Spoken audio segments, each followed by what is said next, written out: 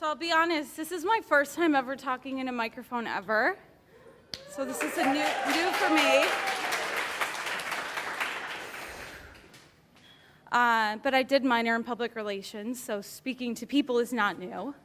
My name is Laura Lacy. I own Attic Brewing Company with my husband Todd. And I know he's sitting over there very nervous because I always joke with him that I want my second career to be as a professional singer. And I'm in front of a microphone for the first time. But I will say that he probably has reason to be slightly embarrassed because I studied history in college. Todd is a National Park Service Ranger at Independence National Park. And when I heard the topic for tonight, I still had to Google democracy. And try to think of something that was relevant to my life. And I think for me, I grew up in the Midwest. I'm a very private person. And so I'll take a little bit of a story from something recent. For me, we are starting a business. We've been working for 2.5 years to build a brewery in Germantown. It's a neighborhood in Philadelphia with the deepest poverty in the city. And we have a dream of building this beautiful brewery there. And about 2.5 years ago, we went to the Craft Brewers Conference here in Philadelphia. I met with brewers, and it was about how to start a brewery. And one of the things that came up initially was, how do you finance a brewery? Where does the money come from? And for us, we don't come from wealthy families, and most of the breweries that have opened in this country have financial backing from wealthy people. And to me, it's kind of very similar to the way that politics works. There's always money involved with it. We have a lot of really wealthy politicians in this country who use their wealth and influence to get in their positions of power. And I kind of looked at it as there's all these other breweries that have this power and this wealth and this influence. And how did the two of us build our brewery in this neighborhood where nobody wants to build a brewery?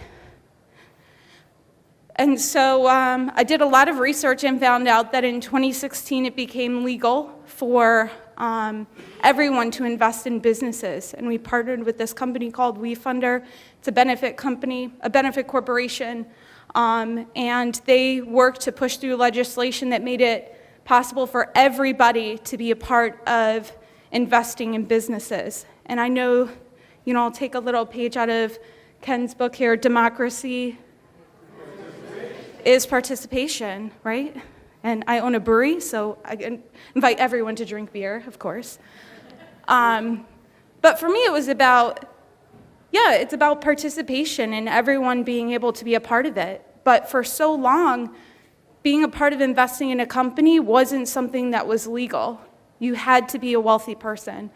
But like I said, in May of 2016, it became legal for everyone to be a part investing in companies. And I'm really proud to say that after 6 months of extremely hard work, Todd and I went grassroots at the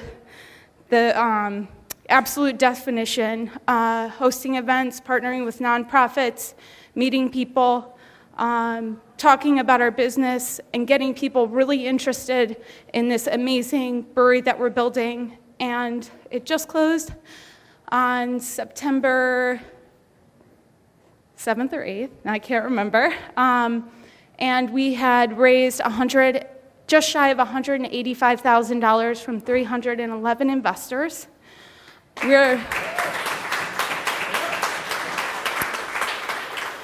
We're the first brewery in Philadelphia to use this platform of equity crowd investing, and we've really made it our mission to continue spreading this platform and allowing people to see that if you want a business in your neighborhood, it's not the wealthy people who get to decide what businesses open there, but it's everybody who can be a part of investing in businesses. And we're really proud to say that there's at least half a dozen people in this room who invested in our brewery, and we're so grateful to that. But I guess my Midwestern ways, we don't always talk about religion and politics. But I will say that I feel like it's a very democratic way of starting businesses, and we're really proud to be the first brewery in Philadelphia and one of the first businesses here in Philly to use this platform and invite everybody to participate in building great businesses here in the city.